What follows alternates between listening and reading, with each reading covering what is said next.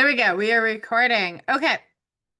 I'm going to get into it. We are going to be talking about sales for 3 days, which is a really interesting conversation.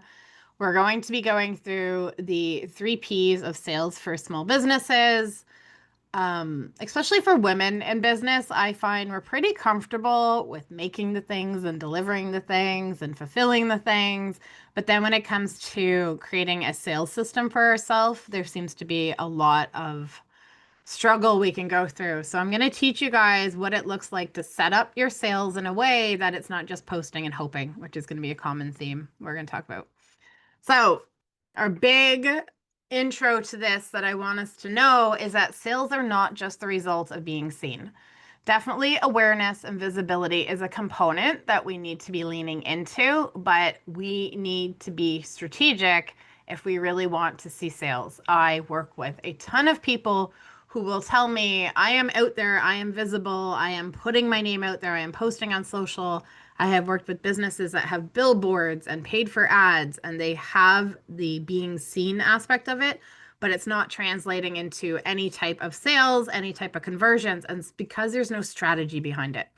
Anyone who's been with me any length of time, you know how much I love strategy. So this is going to be a lot around how we get strategic with our sales. By the time we're done for the next 3 days, what we're going to cover is you will now know what you're selling and why it matters, both to your business and to your audience. It is important that we understand both perspectives. We're going to be talking about framing your offer in a way that people understand the value. We often assume that if we just tell people, here's my product, here's my service, that's going to be enough. This is why marketing exists, is so that we can help close that gap for people. And I'm going to show you how to do that. And you're going to know how to outline a plan to share it consistently and effectively. So these are all going to be a skill set that will walk through one specific offer over the next 3 days, but you're going to have the skill set to lean into for any product or service that you want to sell. Essentially, you're going to learn the sales system in a way that is not icky and not pushy and not persuasive. It's authentic and aligned. Why sales matter. This is I've had so many conversations this week that have ended up on this topic. And especially for us women, sometimes we go into business and we're kind of like, it'll happen. Whatever happens, happens. I'm going to show up. I'm going to do good. I'm going to provide value. But we need to learn the skills of business. And one key skill set is sales. And I'm sure for any of us who have been trying to move in that direction and it just isn't clicking, we know the frustration of it. And if we are dedicated to our business and we want to grow it and we want to stay in it, we need sales, because without sales, the effort we're putting in becomes completely unsustainable. We need to be able to sell and to bring in ROI and income, or else we're not going to be able to sustain it. Also, without strong sales, you'll end up with a jobby. If it goes well, sometimes we can just have a really expensive hobby where we're paying to keep the business running. If you hit a jobby point, you at least have enough income that you've bought your own job. If you want to move into a business, you need strong enough sales that you have a profit, which means you're paying yourself and you're paying your overhead costs, but the business itself also has a profit left over that you can use to reinvest in its growth. You can use to invest in the community, whatever it is you want to do with that profit. But you can't get there if you don't have strong sales. And the other piece is that knowing how to use sales, it helps turn that interest into income. A lot of us will have people tell us like, oh, I love this idea, or this is great. And people are constantly reinforcing it and they have a lot of interest. But then when it comes to actually buying, we have crickets. So this type of sales process is how we turn that kind of interest into an income. I was working with a lady earlier this week who's a executive leadership consultant, and she speaks on incredible stages. She has incredible media articles she's putting out, really, really high level stuff. And she developed a program, and everyone is telling her, this is so good. We need this. This is exactly what we need. But she can't fill the seats. And it's because she didn't have a sales system in place. This is me. I don't need to introduce me. I'm Cheyenne. I'm a marketing consultant, and I love teaching marketing and helping people grow their businesses. That is my intro. Let's get into the good stuff. Okay. Day one, We're going to talk first about the 3 Ps as a overall. For anyone who listened to my pregame podcast, we've been talking about it in there. I really like doing the podcast. That was a lot of fun. I had a lady email me and be like, "Oh wow, it's so cool to see you being so comfortable, expressing your voice and being so brave." And I'm like, "This is the easiest. I get to sit home in my jammies. Nobody can see me. Like it's the easiest kind of talking I have to do with my business." So we're going to go into the 3 Ps so we understand how to approach sales professionally and from a marketing perspective. And then we're going to go into the first P, which is prepare. So specifically, the 3 Ps of sales. Then we're going to talk about choosing your offer, which is a fun one. There's some business development in here. Then we're going to talk about project management, which is the very unsexy side of marketing, but it is an important piece that we want to understand when we're approaching this. And then we're going to talk about defining our timelines for our sales campaigns. So here are our 3 Ps of sales for small businesses. And this is sequential. Do not pass go until you finish each step. Prepare is our first stage, which we're going to get into today. Package is going to be tomorrow. That's a really fun, creative one. A lot of juice in that one. And then promotion, which is our final step, which we're going to talk about on the third day. Most of us, when we're first beginning, finally wanting to get the word out there and to get more sales, we jump right into promotion. So promotion is just using a communication channel to put your message out there. And it can be posting on social. I have seen people do billboards. I have seen people take out print advertisements. Radio ads are one of my most biggest soapboxes I get up on, where you're paying and investing in promotion and then you get no ROI off of it or very little traction. And it's because the other 2 first Ps weren't gone through. So promotion alone is not enough to make sales. And anyone who's been in business any length of time, you've probably struggled against that and found that out. So when we talk about prepare, we're going to talk about planning ahead so that you're not scrambling. This is giving yourself the privilege of preparation. This is the slowing down and thinking ahead and moving out of reactivity and becoming proactive with your marketing. Packaging, this is not selling the bridge, which is a term I use a lot and we're going to get into tomorrow. Quite often when we are presenting our product or service, we just present it as is. And we just say, here's what I have. Here's kind of some details about it. Please buy it. What we want to do is we want to package it up and position it so that people are able to perceive the value they will receive by moving into a business relationship with us. And then promote is running a campaign that creates momentum. We don't want to just post randomly. We don't want to just kind of pepper our audience. There's a very specific approach marketers take for good reason, and that's running a campaign. And a campaign is just a contained project where you're aiming to create sales by using your marketing. So that's the 3 Ps that we're going to go through. And the core premise behind this is that posting and hoping is not a sales strategy. I am just as guilty of this and even more guilty because I am a marketer. So I know way better than to do this. But quite often, especially if we're not super comfortable with asking for sales and we don't want to be a sleazy salesperson, most of us don't like that bro energy of please buy my stuff. We will throw a post up and be like, okay, now it'll happen. Someone will buy stuff and then nothing happens. It's because it's not a sales strategy. We want to slow down and go through the 3 Ps. And the reason just posting or just promoting or just buying a radio ad doesn't tend to work is because there's no strategy behind what's being sold. We live in a high consumeristic world. That is the reality of the market we're in. We have a lot of marketing messages that are going out. We need to be able to connect to our audience in a way that has strategy behind it.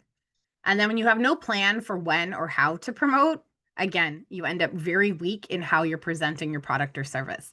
And without a campaign, there's no space to build momentum before you ask for the sale. Just showing up and telling people here, please buy from me, please buy from me. It doesn't work well. We want to connect with the audience. We want to give people a chance to know, and trust us.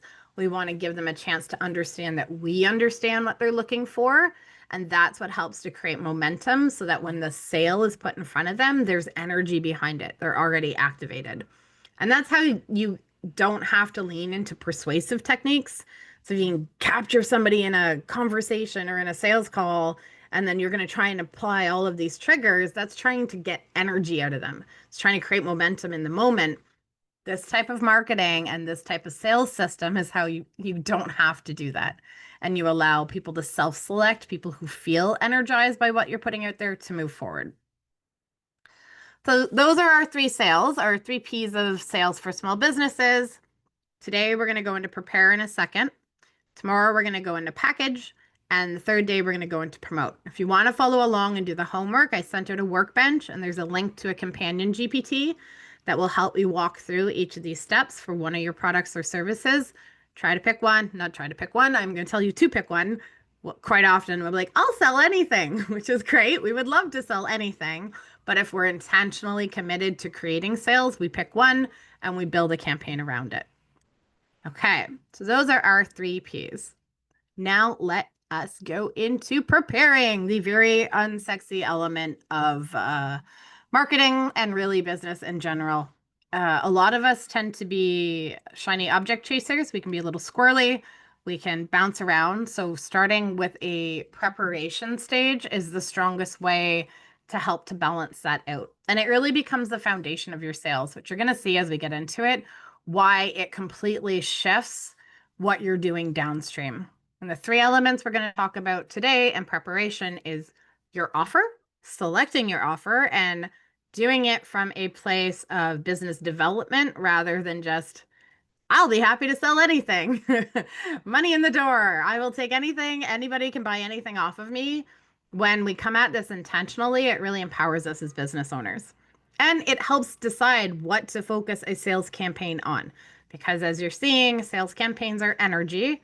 They take time to prepare, so you want to make sure you're focusing on the right offer.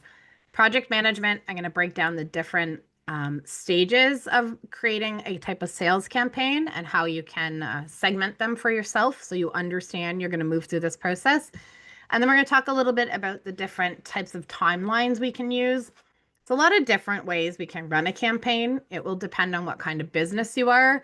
For those who know my everyday experience and expertise models, everyday businesses are going to have shorter sales cycles. Experience-based businesses and expertise tend to have a bit longer. But we're going to get into each of those. So choosing your offer.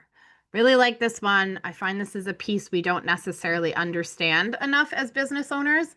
So I was a little hesitant to include it. It's getting out of marketing, but it's definitely something when we talk sales campaign, this is you putting on your CEO hat. This is you being the visionary and the manager of your business. And it's what are you selling and why? You do not want to just carte blanche. Here are all of my things, people buy them. You want to choose which product or service to support more sales of, and it should be tied to your business goals. So I always say marketing is supposed to support your business goals. It doesn't exist in a silo. You never market for the sake of marketing. The more advanced you get with your business and with your marketing skills, the more you start to do things very, very intentionally. And this includes picking which product or service you are going to focus on. This is a good handful of the most common reasons and factors you would choose a specific product or service. There's definitely more, but these are the most common ones. If you're still in the beginning stage of a business, you're in what's called pre-validation, which means you are still in a space where your goal as your business owner, as the business owner, is to prove people want your product/service. So you can use a sales campaign. Actually, it's really the only thing you can do because you don't know anything else about it yet. You need to use your sales campaign to validate that product or service, which is to test the market fit. This is your initial offer to the market. Business is just making offers to a market. That is all business is. It will evolve, it will change. You can make new offers, you can make offers to a different part of the market. But when we're first starting our business, our campaign goals and our sales goal is validation. Sometimes we also have income goals that we need to meet, but that's not the business goal, that's our personal goal. So you want to consider, am I in a place where I can offer pilot pricing? Can I offer working with somebody in exchange for a testimonial? So that's where you start to customize your approach to your campaign, is understanding your goal is validation of the product or service and the feedback from your initial customers or clients. Revenue is always a top of mind goal for us, especially as independent business owners. Quite often, we're using it as a piece of income for ourselves. If revenue is a huge goal you need as your business, then it's going to be about bringing in more cash, which means you're going to want to focus on a product or service that has a high ticket or a high cost. It will bring in the most revenue the quickest. Getting 6 new high ticket clients or selling 6 high ticket products can actually be just as easy as trying to sell 6 cheap ones, or cheaper. I shouldn't use the word cheap, lower ticket products or services. So choosing to run a campaign around one of these, you want to look at your business goals. If you need an influx of revenue, that is what you need. Focus on the higher ticket products or services. Sometimes as we develop our business, it becomes about profit, not just more revenue. We're recognizing we can bring in revenue, we can sell things. Some items are going to be low margin where they just don't create a high enough profit for us. So even though we could sell more, there's just more work and more overhead for very little profit that comes back to me or back to the business. So if profit is the goal, you're going to want to sell what's most efficient so it has a high margin. The cost to produce or the cost to source has a bigger gap from the income that can be or revenue that can be generated from selling it.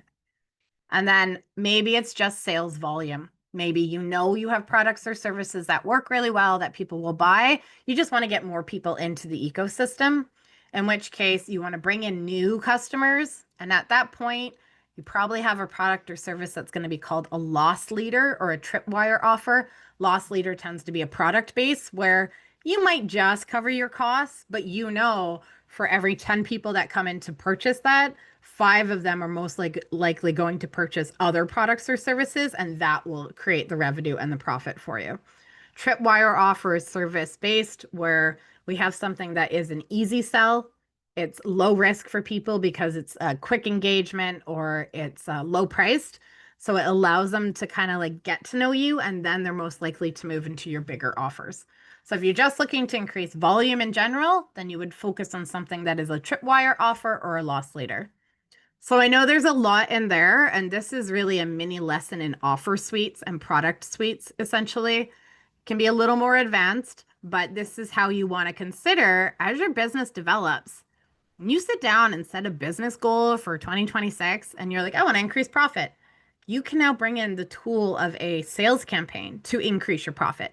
You don't have to sit back and wait and be like, well, hopefully people will buy certain things. Or if you just want to increase your sales volume because you have a really lovely array of products or services, then you can create a sales campaign to bring people in for the loss leader or the tripwire. This is where you have a lot of agency, and sales campaigns are a strong tool for your business growth, regardless of what stage you're in. It's funneling your time and attention and your energy to help create demand for one specific product or service. So I want you to remember, you don't need to build something new. Quite often, if we're like, yeah, there's no money coming in, or I really need more money coming in, our impulse can be, I'll go with something new. I'll make something new. And then we go through all the work of product or service development, raising awareness around it. Like, it is a long lead up. And then we end up again in the same place because we don't have sales. We end up in that same place of like, oh no, now I need to start over again. So it's not necessarily always about building something new. Sometimes it's just about focusing and committing, which is the process that we're talking about over these 3 days. So moving into the project management part of preparing, we're going to talk about the different sections. Anytime you approach marketing, anytime you approach anything in business, the more you can approach it like a project and the less you can do it kind of like hodgepodge and reactive, the higher the ROI will always be. Just because you've slowed down, you're not going to miss important elements. You're going to give yourself the time to let things percolate, and you're going to be doing it in a way where it's structured so that if you are bringing anybody in to help, it's much easier to communicate with vendors or anybody. It's just the direction we really want to aim for. It is not about making it super complex. It is actually about simplifying it. So for a sales campaign, it's really a project. And like every project in marketing, we start with strategy. We're going to talk about that on the third day, where I'm going to talk about campaign brief, which is where you really dig into the strategy. And then you're going to talk about the plan. So you take your strategy and you break it down into the logical steps. Here's what needs to happen. Here's what needs to be created. Here's the resources or the budget that we need to bring in. And only once you've done that and you've seen the scope of it and you have a full picture, do you move into the building of it. And by build, I mean, especially for a sales campaign, we're talking things like your social media posts. If you're going to be doing a print ad, building the actual graphic of that ad. If you are doing a webinar, building out the webinar. If you're doing YouTube videos, those type of things are called assets. So what will happen as you go through this process, especially the first couple of times, is the strategy part is fun and exciting, and you will come up with this huge, amazing idea with all of these great things and great parts that you're going to do. And then you go further down the line and you end up in the build stage and it's you doing the building, and suddenly it is completely unrealistic. You don't have the time, energy. You maybe don't even have the skill sets. So one of the project skills you want to bring in is that this is not about what is the most amazing strategy I could come up with. That's easy. This is about what is the most effective strategy I can create with the resources my business has to work with. What is the best strategy that when I get to build, it's going to be able to happen? So you don't need to have a super complex campaign. You don't need to have videos and all of these different elements. You can run a very successful campaign with just a single social media channel and maybe an email list. You don't even need an email list. I have run campaigns just on social, organic social, and they can work and they can convert. Actually, most of my campaigns are organic social, and I do a little bit of email. So I want you to understand this is not like, ooh, and I can do this and this and this and this and this. You'll put yourself in a place that by the time you get down to the later half of the project, it's no longer sustainable because it wasn't built with the resources in mind.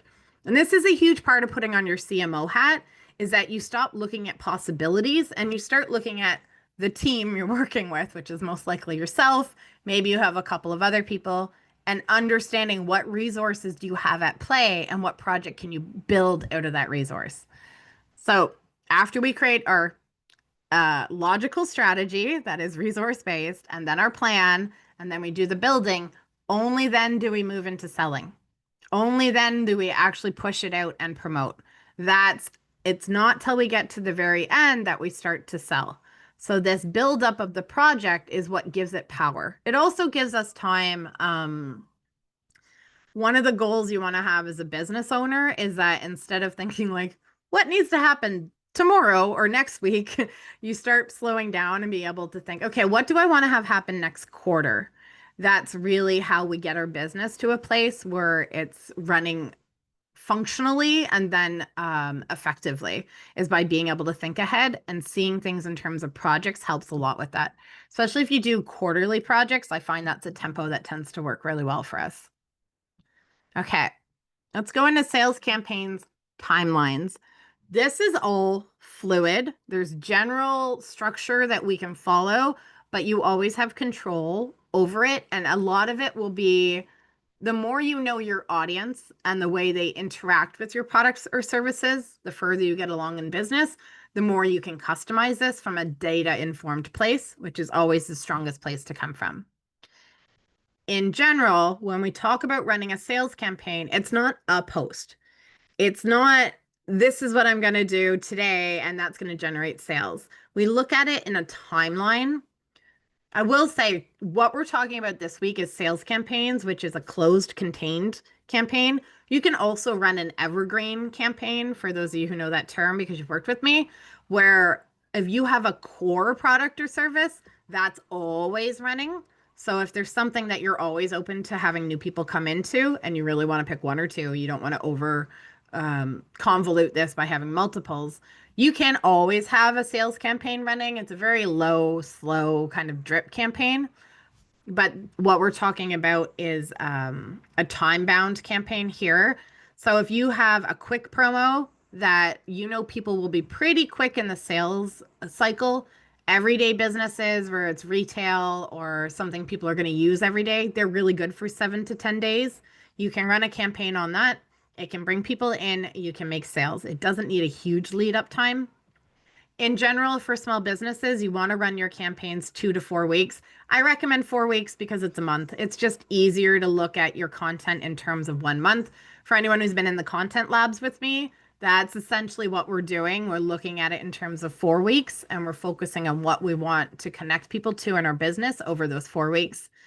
If you're moving into something that is a high buying season like Q4, we have the fall ahead of us, you want to run a longer campaign. 6 to 8 weeks works really, really well.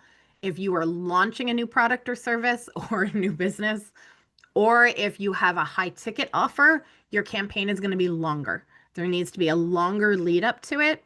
For seasonal, it's that you want to connect with people over the course of the season, especially Q4. If you are going into, I'd say even the first or second week of December and you're just putting your holiday promos out, you're too late because people are going to go shop with what has been top of mind. Also, a lot of people have already done their shopping.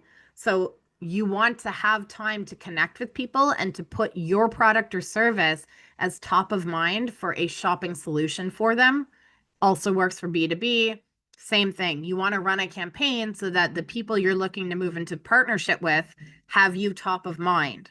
So when either they're ready to make a purchase because nonprofits have a budget season after Christmas where they're just like, I have to spend my money. We have to get this budget spent. If you wait till then to connect with them, they've already had their vendors in their mind that they want to connect with.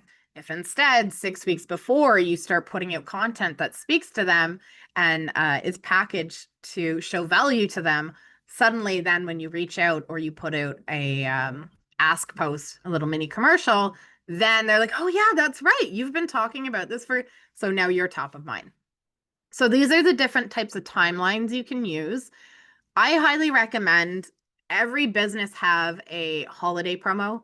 Those who were in the campaign bootcamp with me last year, this is why we run it in the summer, because for independent businesses, there's so much money flowing during Q4, both in terms of B2B and in terms of B2C, that us moving into at least one campaign a year where we build it in the summer and launch it in the fall allows us to tap into all of that money that's flowing around during that time. So I just don't want us missing out on it. If you have something that you feel is a fit for Q4, it's a great place to start with a campaign if you want to invest in a longer run one to get going with it. The other element for your timeline, these are getting a little more nuanced. This skill set will develop. It's like anything in marketing. The more you do it, the better you get at it, the more you understand it, the more nuances you can process. So you want to get honest with your calendar and you want to ask questions like, how long do they need to decide? How long does a client or customer need to decide before they move forward to working with you? I had a call this week with someone who had attended a webinar I ran 7 months ago. I had no idea it was even on her radar. And I was like, that's amazing. She had kept me in the back of her mind till she was in a program and she was ready to get going with the marketing. So that tells me it can take as long as 7 months for someone to decide to work with me. So it's important for me to understand I have a very long sales cycle for some of my offers. Same thing. If you're selling something that tends to be a lower ticket cost, it'll be a shorter sales cycle, but you'll get to know this the longer you work with your audience and you use audience insights, which is a piece we're going to talk about tomorrow. And then how long do you need to build it? This is a skill set in and of itself. Learning how long it takes you to produce your marketing, it's like learning your marketing department because essentially that's you. Or if you're going to coordinate and bring in some vendors to help with graphics or videos, learning how long it's going to take to manage all of that and to coordinate all of that. I will promise you it is longer than you think it is. It always is. It feels like it should be easy and it will get shorter and easier the more you do it.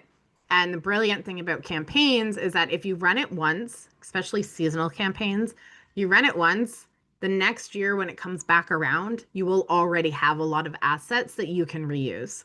So it does get shorter each time you go, but you want to have a sense of realistically, how long do I need to build this?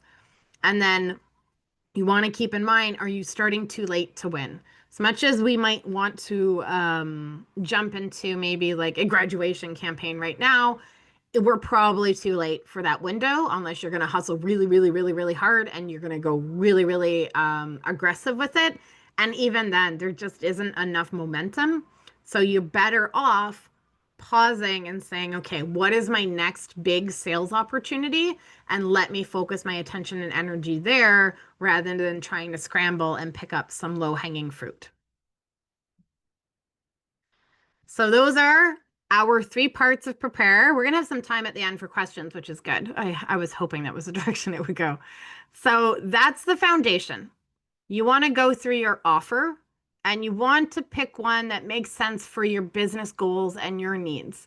If you only have one, that's fine. You start there, then you know you're looking to validate it, right? You're looking to make sure the way you've put it together and the way you're presenting it is going to resonate with your target audience. That's called finding market fit. If your business has been around longer and you're looking to increase revenue or profit, you're going to want to analyze your offers through that lens. You don't just pick willy-nilly. This is where business becomes an art as well as a science, where you're intentionally putting out sales campaigns to generate demand for a product for a very specific reason, for the impact the increase in sales is going to have on your business itself. Project management, knowing that first comes strategy. You're going to be in a more insight gathering, reflective space before you move into a doing. A lot of us like to hop right into the doing. We want to go through it strategy, plan, building, understanding it needs to be built, whether that's you, whether that's somebody else. The building is a very intense and effort rich portion of it. So taking that into account, giving yourself the time and space to do it, or allocating the resources to support you while you're doing it. And then we move into selling. So managing it like a project, and then the timelines. How long of a campaign do you want to run? You can play with these. This is the beautiful thing. You can play with different types of campaigns during different times of the year. But deciding if you're going to follow through with the homework over the next 3 days, deciding exactly what kind you want to work with, it's a good way to go. I really like the longer campaigns because all of that build-up work you do of the strategy and the plan, for a longer campaign, you get higher ROI off of it. Sometimes we need a shorter campaign, but I do highly recommend a longer one, especially because not a lot of people are doing them, especially in the independent business segment. So when we show up with a long-term campaign, it can make a really significant impact just because we stand out in that way. So we're going to wrap it all up. And then if anybody has any questions or comments or conversations they want to have, we can do that. This is where ROI begins. Marketing, as much as we might find it extremely frustrating and it can feel very evasive and elusive, it is meant to bring in ROI. It's not always the easiest to track. There's a lot of different touch points with marketing, even highly professional marketers in large organizations. It can be hard to give attribution, but this is where real ROI starts with it. The clear offer gives your content direction. The plan gives your audience time to act rather than assuming if they see a post, they're going to act right like that. People are busy. It takes time. And preparation gives you confidence and space. Sometimes we hold back from putting things out there, and there's a lot of rhetoric around, oh, playing small. Sometimes it's for good reason. Sometimes on some level, we kind of recognize like this is not really what I want to be known for. So we hold back. When you go through this process and you prepare, it really helps you feel like this is good. And I know this is good because I have spent time and energy pouring into this to make sure that it's going to perform. So these are our big takeaways from today. I want you to choose your offer based on your business goals. That can be like, that could open a can of worms where now you're like, ooh, what are my business goals? So I'm sorry if I just opened up a can of worms for you, but know that that is the empowerment you get with sales campaigns is you get to further business goals with them. I want you to plan it out like a project. It's going to be multi-stage. You're going to want to have some kind of, I use the term workbench for mine, some kind of central place where you're tracking the things that you're working on. It's a project, it's significant. Input equals output. If you want significant income, you got to put significant effort into it. And then you're going to want to decide on a campaign runtime that makes sense. For you, how much time do you have to build? Do you have a key sales cycle coming up that you want to capture? You want to increase your sales during that time? How long does your audience take? If you are selling a high ticket offer, running a 7-day campaign is not likely to bring much ROI for you. You're going to want to look at a longer campaign. So that is your homework. Oops, where did I go? There I am. Your homework is going to be, what offer will you promote next? Picking a specific one. And I always find it fun bringing businesses through this because they're like, but I want to sell any and everything. And when I tell them, that's great. And you will lead to other sales. But in order to tap into a sales campaign, we need to pick one. So what's your goal? Validation, revenue, profit, or volume? When will you start building and promoting, and how long will you run it? If you use the companion GPT and the workbench, it'll walk you through it step by step. They're pretty easy to use. You don't need a paid subscription to ChatGPT to use it. You can just access it for free. So that is the start of our 3 Ps of sales for small businesses. We went through prepare, all the boring, practical, logical brain. Tomorrow we're going to go into packaging, which is more fun. It's more creative, can be a harder stretch, but we're going to talk about how we, here's our list actually. We're going to talk about audience insights. Because as a marketer, I always say you have 1 foot in your business and 1 foot in your audience. That is what happens when you put on your CMO hat. You have to partially step out of your business, and you step out of your business so that you can connect more thoroughly to your audience. So we're going to get a sense of the timeline that you're aiming for your campaign. Where is your audience then? What do they care about? What are they in need of? And then we're going to talk about the benefits ladder. We're going to talk about how to see beyond the features and the function of our product and service, and how do we make sure we're connecting to the deeper benefits and the deeper value that we bring our customers and our clients. And then we're going to talk about offer framing. I say it a lot. We can't sell the bridge. Quite often, that is what we are trying to sell. Our bridge is our product or service. We're like, hey, I have this amazing thing. It does amazing things, but I'm just going to tell you about this thing. What the audience cares about is not the bridge. It's the result your product or service brings to their life. The impact, the transformation, what it allows them to do, who it allows them to be, what it allows them to have. That is what they're actually purchasing. And usually when we present an offer, instead, we're talking to them about the bridge of what we offer that will get them there. So we're going to talk about offer framing, which switches it so that we are actually talking about what they care about and what they're looking to invest in by framing our offer in terms of the result that they will get. Okay, that is the end of the little presentation today. I'm going to take myself off Spotlight, and then I'm going to stop recording. So if anybody has any